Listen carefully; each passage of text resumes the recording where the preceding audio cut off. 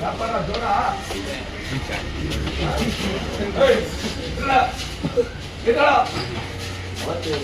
ಅವತ್ತೇ ಹೇಳಿಲ್ವೇನ್ರಿ ನಾಟಕಗಳು ಆಡ್ತೀರಾ? ಎಷ್ಟು ಗಂಟೆಗೆ ಬಾರ್ ಓಪನ್ ಮಾಡೋದು? ಇಟ್ಕೊಂಡ್ರಿ ಅವ್ರು ಇಟ್ಕೊಂಡ್ರಿ ನಿಮ್ಗೆ ಎಷ್ಟು ವಯಸ್ಸು? ಎಷ್ಟೋ ವಯಸ್ಸು? ಬೆಳಗ್ಗೆ ಕಾಫಿ ಕುಡಿತಾ ಇದೆಯಾ? ಕಾಫಿ ಕುಡಿತಾ ಇದೆಯಾ? ಮತ್ತೇನು ಬೆಳಗ್ಗೆದ್ದು ಮದುವೆ ಆಗಿಲ್ವಾ? ಹೆಂಡತಿ ಮಕ್ಕಳು ಇದ್ದಾರಾ? ಅವ್ರಿಗೆಲ್ಲ ಇದೇ ಕುಡಿತೀಯಾ? ಆಶೆ ಆಗಲ್ವ? ಹಿಂದೇನೆ ಯಾಕತ್ತೆ ಬೆಳಗ್ಗೆ ಕುಡಿತೀಯಲ್ಲ? ಏನ್ ನಾಚಿಕೆ ಆಗಲ್ಲ ಬೆಳಗ್ಗೆ 6:30 ಕುಡಿಯಕ್ಕೆ?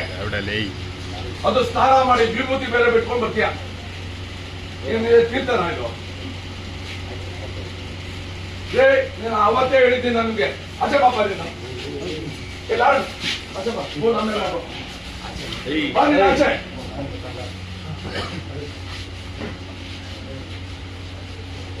ಬೀಟ್ಗೆ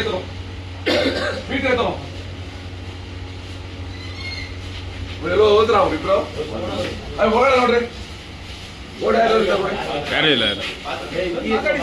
ಅಲ್ಲೇ ಬಚ್ಚಿಟ್ಕೊಂಡಿರ್ತಾರೆ.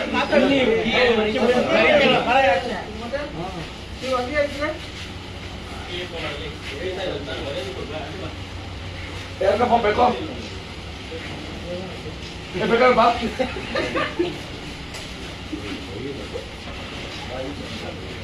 ಮಾಡಿ ಮೇಲೆ ಹೋಗ್ರ ಬೇರೆ ಮಾಡಿ ಮೇಲೆ ನೋಡಿ.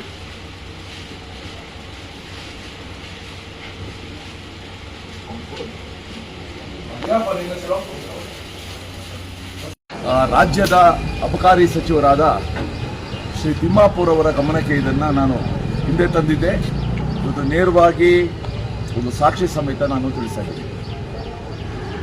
ಈ ಜಾಗಕ್ಕೆ ನಾನು ಕಳೆದ 2 ತಿಂಗಳಲ್ಲಿ 2ನೇ ಬಾರಿ ಬಂದಿರೋದು. ಬೆಳಗ್ಗೆ 5:30-6 ಗಂಟೆಗೇನೆ ಜನ ಬಂದರು.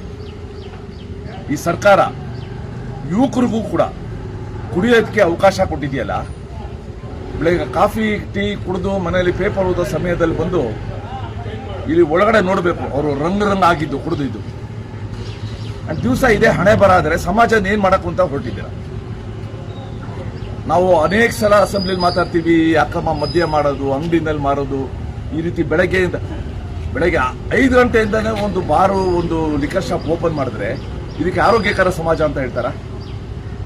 ಮತ್ತೆ ಇಲ್ಲಿರೋ ಪೊಲೀಸ್ ಅವರು ಕೂಡ ಇದಕ್ಕೆ ಹ್ಯಾಕ್ ಕಣ್ಮುಚ್ಕೊಂಡು ಕೂತ್ಕೊಳ್ತಾರೆ.